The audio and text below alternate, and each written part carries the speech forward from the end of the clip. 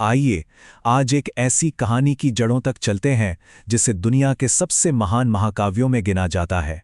ये सिर्फ एक कहानी नहीं है, ये एक वादा है, एक प्रार्थना है और ये एक पूरी दुनिया के लिए आशा के जन्म की गाथा है। तो चलिए शुरू करते हैं। सोचिए, ये शब्द एक फ्रांसीसी विद्वान के हैं। उन्होंने रामायण को ऐसे महसूस किया, एक विशाल समंदर की तरह जिसमें सूरज की रोशनी है, सुकून है और कभी ना खत्म होने वाली मिठास है। इससे पता चलता है कि इस कहानी की जो आत्मा है ना, उसने हर सरहद को पार करके लोगों के दिलों को छुआ है। और यहीं से हमारा सफर शुरू होता है। रामायण, देखिए, सिर्फ कोई धार्मिक किताब नहीं है, ये एक ऐसा सांस्कृतिक दस्तावेज है जिसकी गूंज आज भी पूरी दुनिया में सुनाई देती है, हर सीमा के पार। इस महाकाव्य का सफर हजारों साल पुराना है। शुरुआत हुई महर्षि वाल्मीकि के संस्कृत श्लोकों से, उस वक्त की ज्ञान की भाषा। लेकिन देखिए, कहानियों को जिंदा रहने के लिए लोगों की जुबान पर बसना पड़ता है। तो जैसे जैसे समय बदला, गोस्वामी तुलसीदास जैसे महान कवियों ने इसे अवधि जैसी आम बोलचाल की भाषाओं में उतारा। मकसद एकदम साफ था, कर्तव्य, त्याग और प्रेम का ये संदेश हर दिल तक पहुंचे। और आज ये दुनिया की लगभग हर बड़ी भाषा में मौजूद है। जड़ें वही हैं, पर हर संस्कृति में इसकी नई कौपलें फूट रही हैं। ये कहानी किसी एक भाषा या एक जगह में बंधी नहीं रह सकी। जरा सोचिए, उत्तर भारत में तुलसीदास की रामचरितमानस घर घर में गूंजती है, तो वहीं दक्षिण में कंबन की इरामावतारम तमिल साहित्य का गौरव है। और बात सिर्फ भारत तक ही नहीं है, इंडोनेशिया की काकाविन रामायण हो या थाईलैंड की रामाखियान, हर संस्कृति ने इस कहानी को दिल से अपनाया, अपनी आवाज दी, अपने रंग भरे। ये एक बहती नदी की तरह है जिसने हर सभ्यता को छुआ है। और ये फैला कैसे, ये भी बहुत दिलचस्प है। सेनाएं भीजकर जमीनें नहीं जीती गईं, बल्कि शांति और दोस्ती का पैगाम लेकर लोग गए और अपने साथ ले गए रामायण जैसी वीरों की कहानियां। इन कहानियों ने जमीन पर नहीं, लोगों के दिलों पर राज किया। लेकिन शांति और दोस्ती की ये कहानी एक बहुत गहरे संघर्ष की कोख से निकली थी। चलिए अब उस दौर में चलते हैं जब तीनों लोकों पर अंधेरे का साया था और एक ऐसा टकराव पनप रहा था जो इस महाकाव्य की नींव रखने वाला था। इस पूरी कहानी के केंद्र में है धर्म और अधर्म का संघर्ष। धर्म मतलब सिर्फ पूजा पाठ नहीं, धर्म यानी सत्य, कर्तव्य, वो नैतिक संतुलन जो पूरी सृष्टि को थामे हुए हैं। और इसके ठीक उलट है अधर्म, यानी अहंकार, अत्याचार और वो ताकत जो इस संतुलन को तोड़ देना चाहती है। ये लड़ाई सिर्फ अच्छे और बुरे की नहीं थी, इस सृष्टि की आत्मा को बचाने की लड़ाई थी। और इस अधर्म का चेहरा था रावण, एक ऐसा शक्तिशाली राजा जो अपनी ताकत के नशे में इतना चूर था कि उसने तीनों लोकों को अपने पैरों तले रौंदना शुरू कर दिया था। उसके राज में डर और जुल्म का बोलबाला था। हालात इतनी ज्यादा बिगड़ गई थी कि खुद धरती माँ ने पुकार लगाई। ये सिर्फ एक कल्पना नहीं है, ये उस दर्द की इंतहा है जब जुल्म इतना बढ़ जाए कि पूरी कायनात इंसाफ के लिए चीख उठे। और कहते हैं ना कि जब रात सबसे गहरी होती है, सुबह की पहली किरण तभी फूटती है। यहीं से कहानी एक ऐसा मोड़ लेती है जहां उम्मीद की एक किरण दिखाई देती है। रावण के अत्याचार से परेशान होकर देवता, ऋषि सब मिलकर सृष्टि के पालक भगवान विष्णु की शरण में पहुंचे।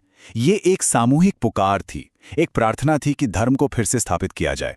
पर एक बहुत बड़ी मुश्किल थी। रावण ने कठोर तपस्या करके ब्रह्मा जी से एक वरदान हासिल कर लिया था। उसे कोई देवता, कोई राक्षस, कोई भी दिव्य शक्ति मार नहीं सकती थी। वो एक तरह से अजेय हो चुका था। और यही उसके अहंकार ने उससे सबसे बड़ी गलती करवा दी।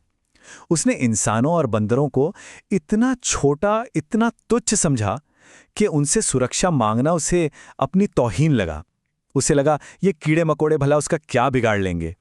और यही सोच उसकी हार की वजह बनी। और तब भगवान विष्णु ने उन सब की प्रार्थना सुनी। उन्होंने एक वादा किया, एक दिव्य प्रतिज्ञा ली। कहा, चिंता मत करो, मैं उसी साधारण इंसान के रूप में जन्म लूंगा जिसे रावण कुछ नहीं समझता और उसके इसी घमंड को तोड़ूंगा। और इस दिव्य प्रतिज्ञा का सार बस एक ही था, सत्यमेव जयते। मतलब चाहे बुराई कितनी ही ताकतवर क्यों ना हो जाए, आखिर में जीत हमेशा सच की ही होती है। यही विश्वास इस महाकाव्य का दिल है। अब कहानी ब्रह्मांड के विशाल फलक से उतरकर एक बहुत ही निजी, एक बहुत ही मानवीय स्तर पर आती है। ये कहानी है अयोध्या के एक राजा की, जिनका अपना एक बहुत गहरा दुख था।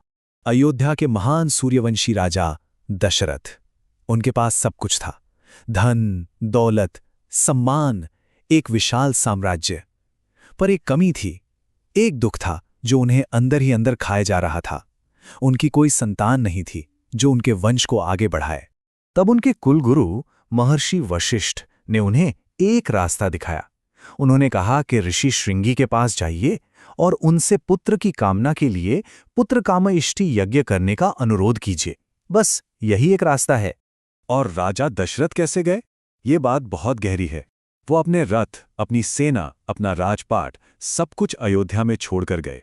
वो एक राजा की तरह नहीं, बल्कि एक साधक की तरह, एक भिक्षु की तरह, खाली हाथ और सिर झुकाकर गए, क्योंकि वो जानते थे कुछ वरदान ताकत से नहीं, विनम्रता से मिलते हैं। और अब यहीं पर कहानी के दोनों धागे, एक ब्रह्मांड का संकट और एक राजा की निजी प्रार्थना, एक साथ आकर मिलते हैं और एक अद्भुत पल को जन्म देते हैं। ऋषि श्रृंगी ने यज्ञ किया और उस पवित्र यज्ञ की अग्नि से स्वयं अग्निदेव प्रकट हुए। उन्होंने राजा दशरथ को दिव्य खीर से भरा एक पात्र दिया और कहा कि इसे अपनी रानियों को दे दो, तुम्हारी इच्छा जरूर पूरी होगी। ये एक चमत्कार था, उनकी प्रार्थना का सीधा जवाब। और उस दिव्य प्रसाद का असर देखिए। अयोध्या का जो सूना आंगन था वो खिल उठा। महारानी कौशल्या, कैकेयी और सुमित्रा के यहाँ 4 तेजस्वी राजकुमारों ने जन्म लिया। राम, भरत, लक्ष्मण और शत्रुघ्न। पूरे राज्य में मानो उत्सव का माहौल था। और ज्योतिषियों ने तो यहां तक कहा कि इन भाइयों का प्यार अटूट होगा। खासकर राम, लक्ष्मण और भरत, शत्रुघ्न। ये तो जैसे एक जान दो शरीर होंगे, हमेशा एक दूसरे की परछाई बनकर साथ रहेंगे।